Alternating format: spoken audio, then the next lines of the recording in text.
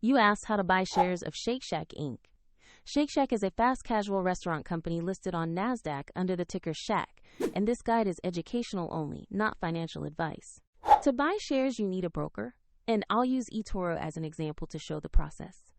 After registering, you must verify your account, usually with an identity document, and add funds before making a purchase. Use the platform search bar and enter the ticker SHAK to locate SHAK. Then select the listing that shows NASDAQ and the correct company name.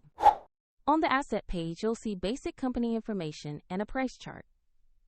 Confirm the company name, ticker SHAK, and the NASDAQ listing to ensure it's the right stock. Click Invest, choose the amount you want to buy, then carefully review and confirm your order. If the market is closed, the order may execute when trading resumes. If you don't have sufficient funds, the platform will prompt you to add money before it allows confirmation. After the trade, the new position will appear in your portfolio.